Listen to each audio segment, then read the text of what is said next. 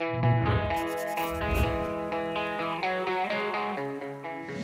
to the Healthcare Business Secrets Show, where we interview industry leaders and break down exactly how they're dominating their markets so you can learn from the best and can double your revenue, double your impact, and double your time off.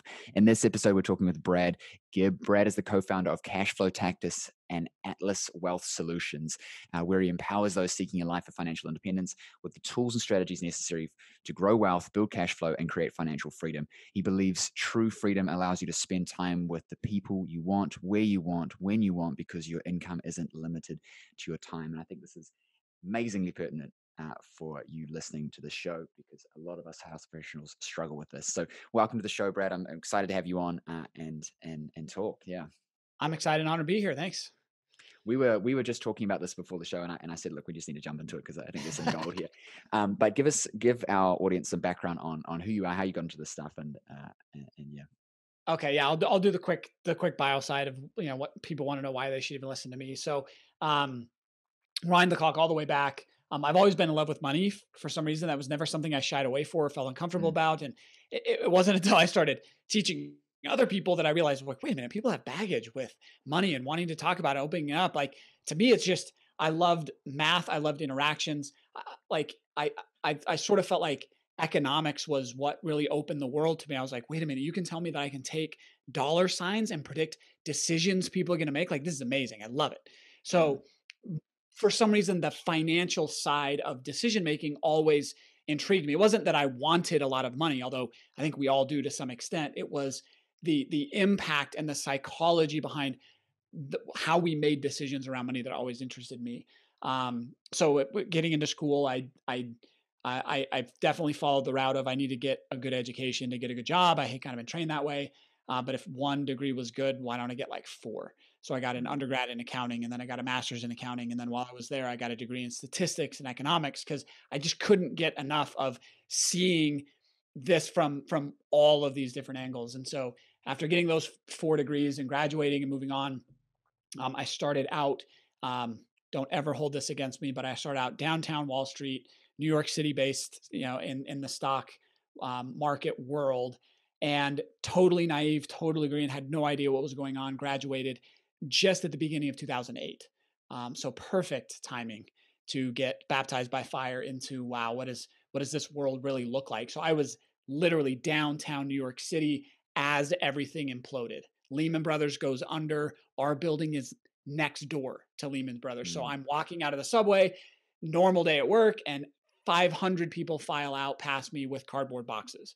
And that kicked off what, the world's never been the same ever since. And so I had a front row seat to so many different angles and aspects to what I thought I was going to be doing professionally and what my studies and desires had led me to. And in a very short period of time, I was low man on the totem pole. I was not going to be like, if our company ended up with any issues, I was the first one out the door. So I looked around, I was like, why wait and wonder about it? I'm just going to leave on my own volition and go seek my own world. So I had my Jerry Maguire moment, and nobody followed me. Not even the cute secretary followed me out the door. Like, I was the only one stupid enough to quit and walk away in the middle of an all out financial catastrophe.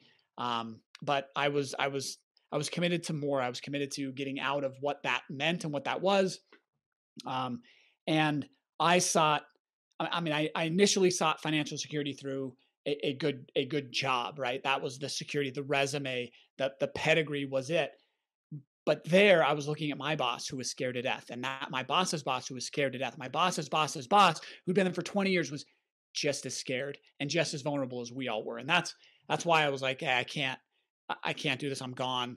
I'm gonna have this security. So I figured, well, if I'm the boss, I can never fire myself. So I thought I'll go start a business and start a consulting firm. And actually, my brother and I started together, and we ended up growing it to where we were consulting and taking companies public.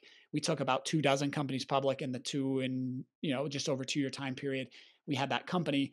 So I see a whole nother element of that. I saw the business element, the business growth element, the profitability element, just another angle of the world of money and investing through growing and taking companies public. But I kind of got caught in the second trap, because I was making money. I had control. I owned the business, had everything that I told myself 2 to 3 years earlier that I wanted to have. But then I really was woken up to to what I truly deeply wanted that I couldn't identify or articulate at the time, that then became very apparent that I didn't. And I still remember like it was yesterday sitting at my partner desk in the office looking at my big window, but it was 2 a.m. So it was pitch black. And I signed the final paperwork for this and pushed it across the desk, finished with the project that I'd been on, and started to think and was like, wait a minute, when was the last time I saw my kids? And it had been Mm. over a week because I was getting up before they were gone because it was a super important client I had to get. So I was out the door before they, and I was late at the office and they were in bed. It had been a week. It's like, when was the last time I saw my wife? Same thing. I had literally not seen my wife for an entire week because I was up before everybody, home before after everybody was in bed. And I really had that, wait a minute. I don't want to own the business. I don't want to make a lot of money. I don't want all of that. What I want is I want my time. I want to own my time. That's what I need to be in control of. And that was the switch that flipped that I became fanatical about. Okay, I want to take all of the knowledge I've learned from accounting, economics, Wall Street, taking companies public, the whole gambit. And how do I translate all of that knowledge into me becoming personally, financially free as fast as possible? That's Yeah. that's the path that it set me on. And in a period of less than 10 years, I got to where I owned and controlled 100% of my time. I did this first for myself before I ever coached anyone else on ever doing it. I became financially free myself, met up with who are now my two business partners in that process. We accomplished it ourselves. And we look back and said, well, that was fun. That was interesting. I did it in a way I've never seen anyone else do it. I wonder if anybody else wants to know about this. And then the three of us started talking about that's what became Cash Flow Tactics. And that's what we do today is how do we take that knowledge, tactically implement it so that we can own 100% of our time. That's what we do. 100%. There are too many health professionals that are overworked because they feel like they need to, because, well, if I don't see the clients, then who's going to? And I Yep. need to be there to answer the phone and to receive people. And the only thing that's valuable is my time and all this sort of thing. And it's interesting because I've been there myself, right? And, your time is valuable with your client, but people aren't paying you enough for it.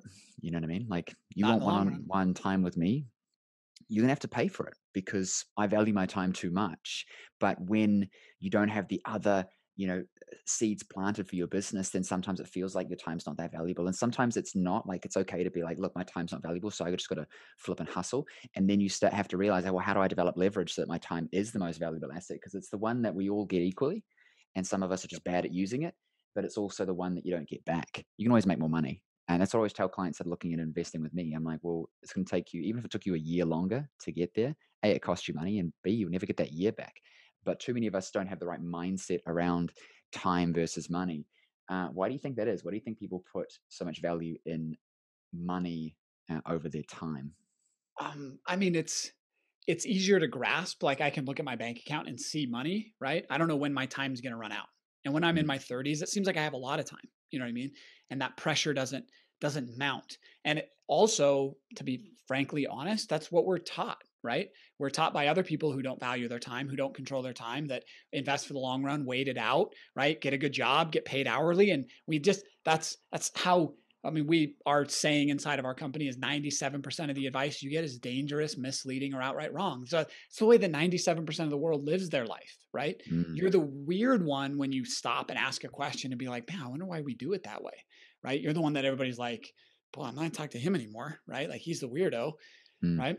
But I think we're just trained, taught, and educated that we trade our time for money for the next 30 or 35 years, and then we ride off into the sunset.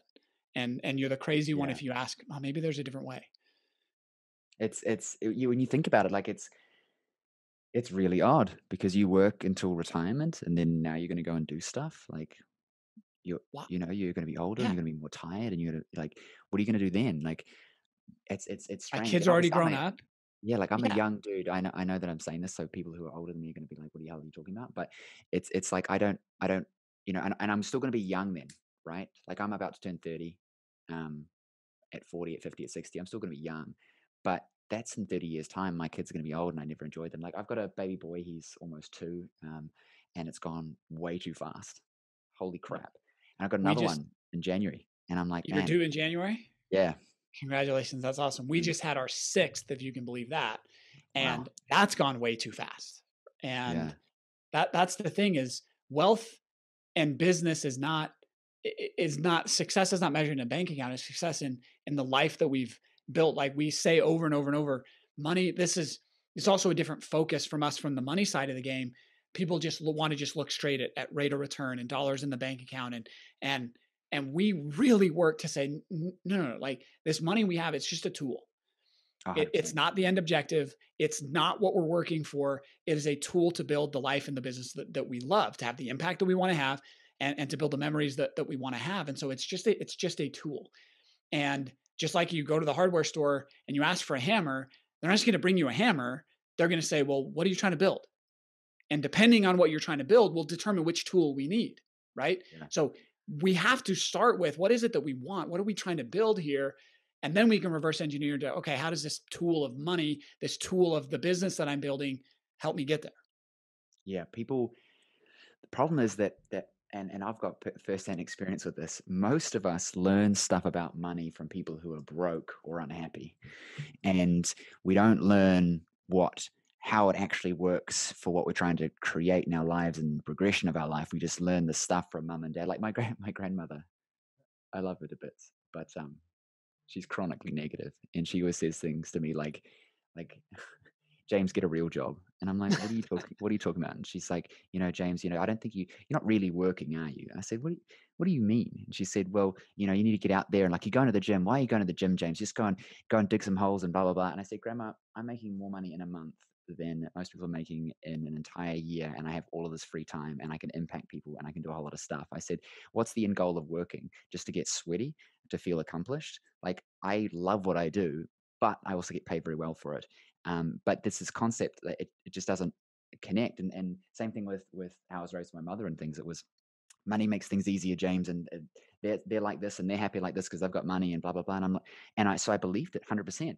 And then as I get more successful and I have more money, you start to realize that no, it doesn't make you happy, and B, it does not make things easier because my life is harder now than it ever has been. Maybe not emotionally because I'm more on track in my head, but at least with stuff going on. Because to make money, there's things happening, but it's about understanding the leverage that you get from it and understanding people don't get like what money is and how it works, um, Yep. and how cash is not necessarily valuable. And yeah, it's Money, interesting. money doesn't solve any problems, right? No. You always have problems. The quality of those problems are just different, right? Mm, And dude, you just became my best friend because you said stop listening to broke people. Like that's what we chant yeah. so much. Like somehow we have been trained, taught, and educated again that because somebody has a degree after their name, fancy letters or a nice title or a mahogany office, that we should take advice from them. But that doesn't, it's really exposed in other areas like healthcare professionals, right? Like, would you feel very good about taking advice from a doctor who's outside on a smoke break? I'd be like, whoa, wait a minute. Like, Yeah. or would I take workout and nutrition advice from somebody who's 150 pounds overweight? I'd be like, whoa, wait a minute. Right. Or would I take marriage advice from somebody who's A, either never been married, or B, on their fourth divorce? Like, well, wait a minute. Like, at some point, I need to be taking advice from somebody who I would trade places with. Right. But not in money advice. Oh no, I just need to listen to that. The person, though, they have degrees and they have credentials, so I guess they're smarter. But the truth is they're no more better off than you are. And in most cases, Mm, they're just as broke, just as trapped, just as frustrated with money as you are, but they just happen to study it in school. So I made it a rule very early on because I saw this, because on the one hand, I was studying it, but on the other hand, I wanted this outcome that I couldn't find in the very field that I had studied. And so I decided very early on the only people I'm going to listen to is somebody I would trade spots with, which meant they had to own 100 of their time, 100% of their time first. And only then would I listen to. So one piece of advice I give to people is, before you ever listen to anyone about anything, but especially money, and the answer I give to people before you ever listen to anybody about money, the first question you should ask is, are you rich? And if the answer is no, stop listening, because it doesn't matter. They can't lead you to somewhere where they have not been. I want to add to that as well. A lot of people are way too over leveraged, and so they're actually at the same place as you. They just have shinier shit, and it's like they're not understanding. Like, yeah, I could count this all day. I think one thing I want to add to this is too often we look at what the status quo are doing, or like the standard way of doing things, and where like innovation is breaking the mold. And these days it's like, let's find the dude who's wearing jandals and living in Bali and seems to just have it all sorted out, and he's buying all his real estate, and he's got these businesses, and he's not in a suit with a, a PhD and fancy desk like you said, and he's in the situation you're looking and go, how is this working? Like, what's this guy doing? Because I've got a friend who, I won't say his name, but he makes $1 million a year selling eye masks on Amazon, and that's his side hustle that he doesn't even think about. He runs supplement companies and does all this e-commerce stuff, and he lives on a farm about like an hour out of my city, with his twins. Great dude, and but you'd meet him and you would not think that he was this business genius, but he's just so savvy. You know what I mean? And then you got this other dude wearing a suit and he's got a nice watch on. He's telling you all these things, but when you're looking at the situation, it's like I don't. He doesn't actually have control over his lifestyle. He's a slave to the phone, and it's interesting. It's really interesting. And yeah, and I guess I'll qualify my statement of "Are you rich?" is, do you own your time, right? Yeah, And for sure. that's it, right? Like this guy, he owns his time. He can make his own decisions. He knows what's going on, but yeah, not just do I have a big paycheck? Because when I owned the business that owned me, that's what I realized is I was like, wait a minute, I don't own this business; it owns me. Mm. And then the paycheck didn't matter. Like everything I thought that I wanted didn't matter at that point. When I was not free, I was like, okay, I'm out. I got to figure this out. Yeah, I try and teach this concept to my clients all the time. Is you have to build leverage into your business. If your business is dependent on entirely you seeing clients or you doing all the hustle marketing, but you're trying to save a bit of money because you don't want to pay ads, or I don't know, you just want to have the prestige feeling of like, I only build my business off referrals or whatever. It's controlling you, and you don't have freedom, and it's about letting the money work for you. And we could talk about this all day with real estate and things, but it's an example of that. You collect cash and you purchase assets that grow for you, so that you don't have to work on it. But I think that what's pertinent for our listeners in business is understanding how money works to get you where you want to be. And ultimately, if you're trying to impact more people, then working one on one with people is not the way to do it if you're collectively trying to create mass amounts of influence. If having the life that you want for your family, working one on one with clients, slaving away till 8 p.m. at night, like I used to, is not the way of doing it. And understanding that where you're wanting to go will dictate the strategies that you want to use, but just staying in and doing the things that you're currently doing because you think that hopefully you'll get there is insanity. You have to change your strategies up. And too many people are scared to change how they're doing it because they're looking at the wrong people, and either getting Yep. direct advice from them, or they're watching them thinking that they're successful. And people say it to me all the time. They're like, oh, this person's successful and they've done this thing. And I'm like, yeah, but most people look more successful than they are, and they probably don't know how they actually got there. They just happen to end up there. So they can't actually teach you anything. So you need to look outside the box, with how to do Yeah. things. And I've slipped and said the word advice a couple of times. Advice for the very reason that you're talking about is incredibly dangerous across the Mm, board. Like advice is not what you should ever be asking for because it's so tainted by that person's viewpoint, their circumstances, the luck that they happen to have, whatever went into that for them to say, hey, well, this is what I did. Instead, and I know you teach this as well, power is found in understanding formulas and frameworks that are mm, repeatable, right? The laws, the principles that drive the outcome that you're looking for. I want somebody to never give me advice, but I ask them very specifically, what's your framework, right? What's the formula you follow to get the result that you have? And if they can't articulate it, then like you said, they probably got there without even knowing how they got there, yeah, right? you But bet. that person can't help me get there as well. So what we want in life is the more frameworks and formulas we can get our hands around and understand, that the more leverage we have. And then that's at a point in time where if I understand the formula and framework, I don't have to do it. I can effectively get somebody else to do it, but know that I'll still get the same outcome. And that gives me the freedom to let go of things that I'm irrationally holding on tight to, because if I'm the only one that can get the outcome, well then I'm dependent, right? Mm, Whereas if I understand and control the formula and framework, I can get the outcome whether I'm a part of it or not. And that's where true mm, power comes from. From a business standpoint, there are principles, there are formulas and frameworks. From a money standpoint, from a relationship standpoint, from a health standpoint, formulas, frameworks, systems, and the better we get at that, the more the the, the more freedom we have as we go into Yeah. it. Does that make sense? Yeah, yeah, because I had this mindset of money is the thing because I didn't grow up with very much, and it was just my mum and brother and I, and there was always this thing of you just need money and then everything will be easy, and so what I ended up doing was just working way too hard and collecting all this money, but then not actually having any control because then if I wanted to go on holiday, and I talked about this before, I went to Europe with my girlfriend now wife, and it was this toss up between well, shit, do I go on holiday and that's going to cost me 10 grand? But then if I don't work, it's going to cost me 40. Or do I just stay here and, white knuckle it through?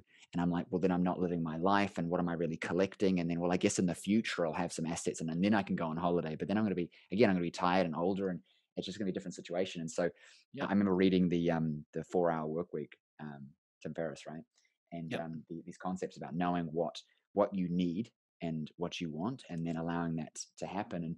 And so I started really kind of finding mentors to be guided by and to follow in their footsteps. And what it ultimately came back to, and this is really good for if you're listening to this and you're stuck in your healthcare business, is I began to systemize what I was doing, create standard operating procedures around how Mhm. everything works so that I could train people to do stuff and only work in my zone of genius. And it meant the business worked for me instead of against me. And instead of making more cash, if I like, here's the thing, if I want to, answer my own phones, I might save $30,000, $40,000 a year. That's a lot of money Yep. answering my own phone, taking my own payments and bookings. But then I'm going to be working until 9 p.m. at night like I used to and never have a weekend. And I'm going to burn out and get sick. And so I started investing in these things that allowed me to get time back, but also create leverage. And the irony was that when I started to get more time back, I could see things more clearly. When I focused on getting a good night's sleep and eating food and exercising, I felt better. And so I was more productive and more efficient, more Mhm. effective. And then you just continue reinvesting in that process and you just build this beast. And then you're just kind of sitting there at the top and it's doing its thing. And, now we're making this move to, we've just hired 5 naturopaths and nutritionists. We're going and going to build the biggest virtual practice in New Zealand and then pivot into Australia because we've just leveraged what we've done and just said, man, I'm really good at getting new clients for naturopaths, nutritionists, functional medicine. What if I just flipped and hired a whole lot of them to see the clients and standardized how they did it and then just went to the moon and have managers in place? And now we're doing it because I started with how do I make this easier so that I have more time so I can live my life, and then when I got that energy back, it was like I actually because I like money, like you said, like at the start, right? Like I enjoy it because it's like playing Monopoly. Like what do? You collect hotels, 4 greens and a red, and get cash. It's fun. It's not bad, and I'm obsessed about it, and that's okay because I'm using it for the right things, and I'm not giving up my life for it. Um, And it's only fun when you understand how it works, right? If you're not yeah. dependent upon it and you're not a slave to it and you're not making those vacation. I remember that same thing. Vacation wasn't about the money that I had to spend to go. It was the money I didn't make by going. And it was way too expensive for me to ever take time off, right? That's when you become a slave to money. Money's not fun at that point. Then you start to resent money. And I got to a point where the more money that came into my bank account, the more resentful I got because it represented more nights and weekends that I didn't have. Mm, That's when money becomes crazy. But the other really cool part about this is money is just a tool to build and design the life that you want. And I've had clients that I actually have a client who all he wanted to do was be a high school band teacher. That's what he wanted. And so he built an investment system that he didn't have to be a part of, that he didn't have to run. So he attained leverage in other areas to allow him to have the impact because he wanted the one-on-one impact with that student, right? That would mm, change them forever and see. He saw scale through the 40 kids that were graduating every semester from his class, and he could mm, see what they would go on to do. And so he built and designed massive scale that no one else saw, right? But that's what he wanted to build. So I've seen people just say, you know what, but it still required systems and processes and control and leverage, just aimed at a different outcome. He didn't hire secretaries and scale and offices and all that stuff. He was very diligent and did it through the dollars that he earned to build a system that could continue to grow and leverage and scale on top of themselves and allow him the time to be a band teacher. yeah. Yeah. And I see that a lot. I've got clients that, they want to have multiple clinics and have this big business. And I've got others that they say, James, look, I just never want to have to worry about clients again. And I just want to be able to work in my business and see my clients. A really good example of one that we did some stuff with and he grew. And I said to him, look, like, dude, your business is killing it. Let's get you some associates. Let's start expanding this thing and having more impact. And I was leading from my passion and purpose. And he said, James, I'm happy. And I said, that's awesome.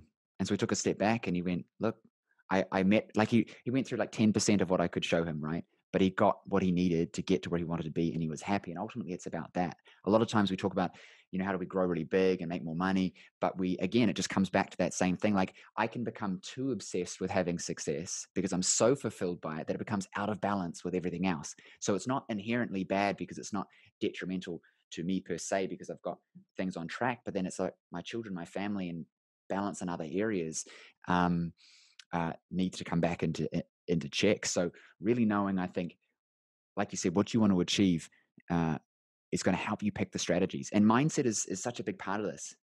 And that long-term vision. Everyone wants to go for the tactic. They want to know, what do I do? What do I do? What do I do?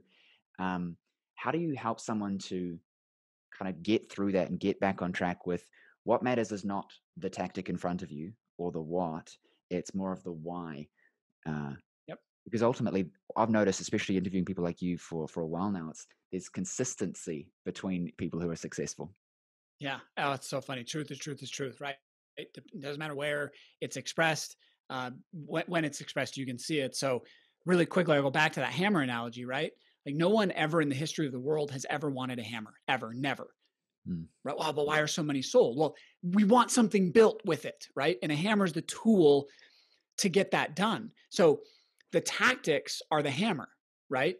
And they're only useful insofar that we know the vision of what it is that we're trying to build. And this is where so many people, especially on the money conversation, get lost. They get lost in the tactics, that stocks or bonds or real estate or Bitcoin or, tax-free this or that or the other thing. And they're awash in hammers and they don't even have a blueprint of what they're going to build. Right. mm, And that's where we work really hard to rise above that and ask ourselves the question, well, what is it? What do we want? Let's take a second and let's define success first. What does winning in the game of money actually look like? And remember, money is a hammer. It's only a tool. So you can't come to me and say, Brad, I want $1 million. Because I'd say, cool, earn $50,000 a year for 20 years. There's your $1 million. I'm like, oh, that's yeah. not what I meant. Well, okay, well, what did you really mean? You didn't really want $1 million, right? So what is it that you wanted? For us, the definition is own my time. And I can own my time, that when we call it leveraged income because passive income is a lie. We won't talk about that today, but my leveraged income, the income that I don't have to go work for every single day, that is not income, that is detached from my time, Mm, right? That, when that exceeds my expenses, I now own all of my time. Fair, right? So my yeah. cash flow exceeds my expenses. I now own my time. Great. That's the target. Then we start saying, when do we want to get there? Cool. Then we're going to reverse engineer. We're going to build this together and we're going to create a plan first. We're going to create a strategy. And then with that strategy, with that blueprint, now the tactics start to make a lot of sense, right? We Mm, can say, do 401ks and IRAs work? Do stocks, bonds, and mutual funds work? Do superannuation plans, I think that's what you call them in your world, right? Do those things work? Do they get us our outcome or not, right? Because if you raise your hand, if you go onto the Facebooks and say, hey, who can sell me real estate? You'll have 1,000 people saying, oh, I got a deal for you. But it's almost impossible. And I would say it is impossible to answer the question, should you buy real estate, right? Or should you buy stocks? Or should you buy, mm, right? Without a plan, you can't answer the question of should. Oh, I'll use this medical world. This is one of my favorite examples. You guys will get this. You guys know this inherently, right? If a doctor got up at a conference or went on the radio and say, everybody that hears me should take drug XYZ, it's already making your skin crawl, right? No way could you ever make a prescription to everybody in the world. Doesn't make any sense, right? But how many financial people get up and say, everyone should XYZ, buy this thing or invest in, but doesn't make anybody's skin crawl? He all of a sudden looks really smart, Like he knows what everybody should do. But guys, in the world of money, just like in the world of medicine, prescription without diagnosis is malpractice. If Yeah. somebody who doesn't know what you want and where you're trying to go and who you are and what you're working with tries to tell you you should do this, it's just like walking into a doctor's office and he doesn't even look at your chart and just writes a prescription and says, this will fix whatever you came in for. Yeah. Yeah. I love the hammer analogy. People, a really good example of this is take inventory of how many pieces of software that you have that you don't really need or use.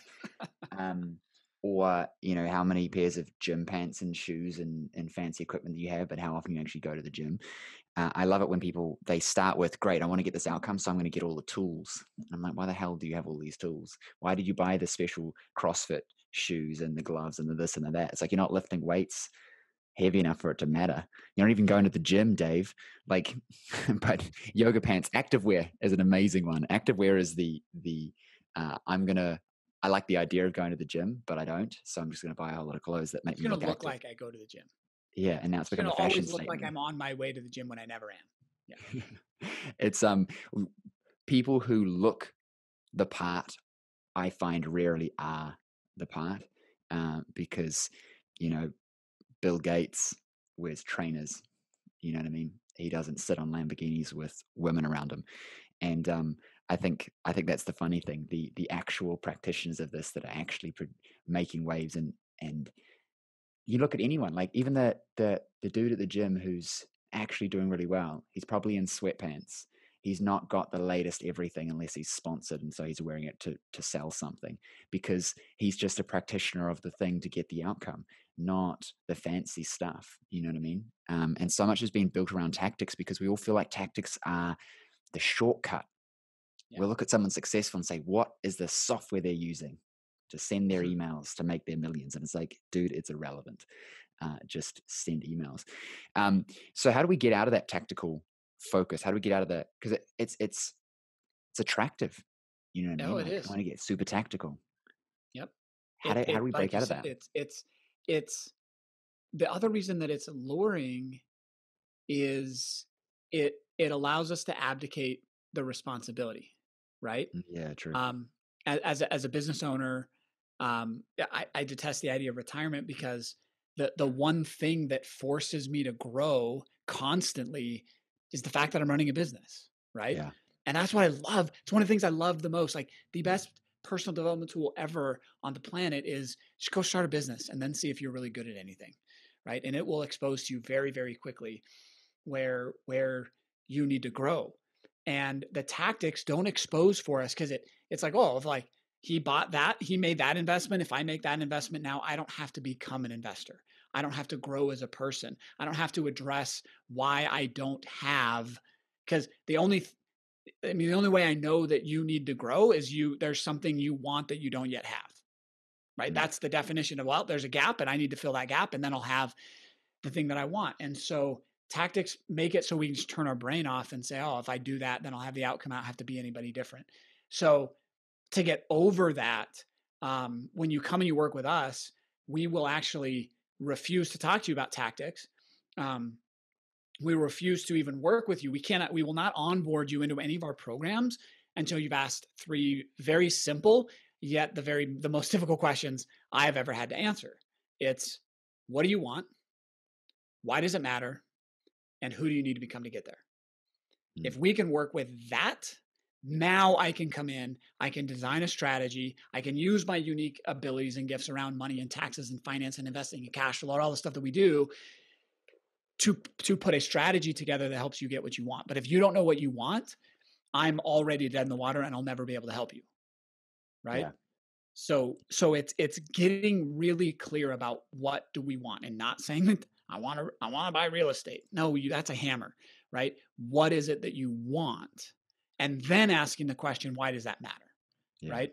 What is it going to lead to? Because without a why, the what is always going to be too hard. It's always going to be too complicated. I always never going to have enough time, right? You mentioned email, right? Like how many conversations have you had with clients that they're in the middle of switching to a new email provider, right? Or a new email program or this or that or the other? Because their why isn't strong enough to just say, I'm gonna do this until it works, right? Yeah. So what do you want? Why does it matter? And then we can lean into the conversation of, okay, who do I need to become to accomplish that? Like, where am I not sufficient? Because what most people don't understand about money and finance and investing is the number one asset you have is you. And the first place we look to invest is back into you to become the person that can make those investments or that can be worthy of that wealth position. And we're gonna start at the very depth of the foundations of building wealth. Because once we can solve those three questions, the tactics become easy. It's Yeah. not hard. Is it, James, is it hard to get clients online? No. No. Like once we've done the hard work of what do we want and who do we want to serve and what is the difference we're going to make and what makes us different, and once we do the hard work, then the outcome that we're looking for becomes really, really easy. It's the same in investing. The tactics are easy, right? Making money is easy once we can answer those three questions. 100%. And now I love that I'm asking you this. Let's get tactical. What is something that people, health professionals can do right now to move the needle forward? And I kind of want to lean on what you just said, because I feel like this is your answer, but I'm going to let you give your own answer. But I want to add this for everyone listening. I think that the tactical for that is, what do you want? Why does it matter? And who do you need to become to get there? I think that's the tactical thing. But play Yep. with that with me. What do you think that they can do? Because I feel like we get very caught in the clouds of, okay, I need to be this person, I need to do these things. But it's like, well, where do I start? What do I look at? How do I kind of get into that path? Because I understand that I don't need to keep buying software, but so what do I do instead then?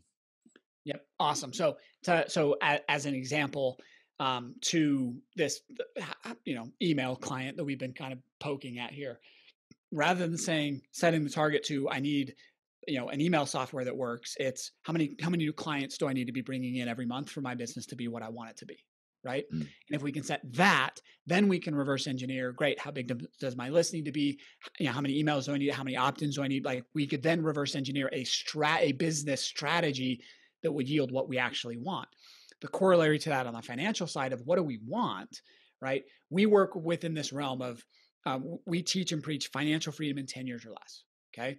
So we're going to set a definite time window that if you follow the right frameworks and the right formulas, anyone, regardless age, income, prior experience, it doesn't matter, you can be financially free in 10 years or less. Okay. So we put a 10-year window on it. And we ask the mm, question, where do you want to be 10 years from now? Right? What do you want 10 years from now? Financially, if we look at a cash flow definition of success, right? Not a net worth, not because being out of debt is great, but that's not financial freedom because I still then have to trade my time for money, right? mm, Debt is irrelevant, right?